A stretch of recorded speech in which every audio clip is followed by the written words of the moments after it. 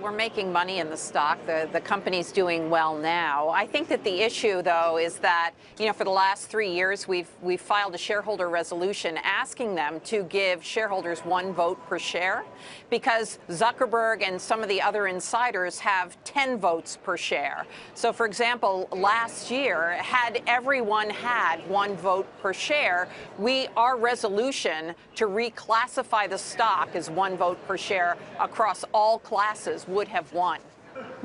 That said, Ross, do you support Facebook's current management structure and its voting structure of these shares consolidated into Zuckerberg's hands as is?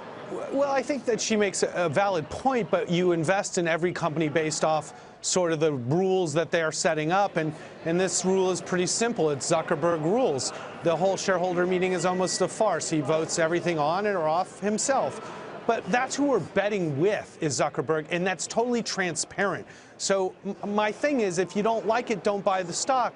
But if you want a guy like Zuckerberg running your company, this is the way he's going to do it, and it's going to be on his terms. And that's the way capitalism works, and they're relatively shareholder friendly. That's actually not the way capitalism works. The way capitalism works in this country. If you run a company, you want to stay in charge. Julie, go ahead. You want to stay in charge? Thank you. That's not the way capitalism works in this country. And I believe when people go in to buy shares of a stock, they're interested in owning shares of the company. That's why you buy shares of a publicly traded company, because the concept is that they're publicly traded. And my beef with Mark Zuckerberg is, look, it's fine if you want to maintain massive control of the company. You should have hung on to 51% of the shares. That's just fair and makes a whole lot of sense. He would have accomplished the same goal.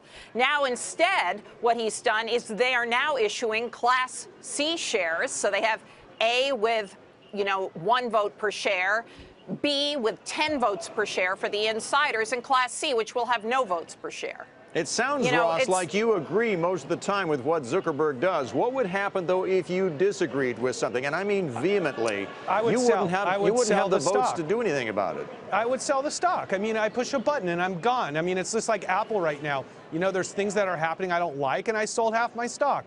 And it's really simple. You vote with your dollars. If you don't like the structure in the way you're investing with Zuckerberg, then don't invest with Zuckerberg. But Julie, this is capitalism. That is such a crazy argument, because quite truthfully, what we're trying to do is invest in a company that we believe has long-term value. And we are long-term value investors. And Facebook is one of the companies that we believe is a game changer and has changed, the course of communication. So it's a good investment. The problem is that when he's taking more and more and more and more control, the guy starts looking like a megalomaniac, and that's really we're not so comfortable unfair. with that. This is only a result of him giving away all of his stock to charity. The guy wants to maintain control of the company. But he hasn't. He has retained control of the company, and well, he's doing this so that he can continue to retain control of the company. I think Julie, it's a mistake. With all due respect, isn't it the way capitalism works? If you don't like the way it's being run, that you sell your shares. Simple. No, I actually think that people invest in companies for a lot of reasons, because there are things that they believe in. They want to make a profit from the company. Maybe they want to get a dividend. Maybe they support management. Maybe they want to push to try to get, more women on the board. I mean, there are a variety of reasons why people might have a company like Facebook in the portfolio. I think it's pretty short-sighted to think that you would just all of a sudden sell a stock simply because you didn't like something that the guy said. I mean, there's lots not to like about Facebook. Don't get me wrong.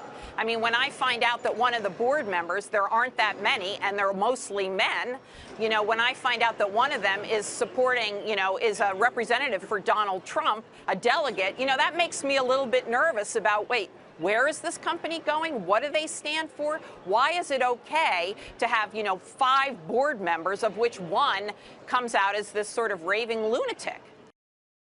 Hey, CNBC fans, thanks for checking out our YouTube channel. Here you're going to find videos packed with all of the information that you need to be smarter about your finances. You can subscribe by clicking right here, and click on all the videos around me or the eye right here to watch the latest from CNBC.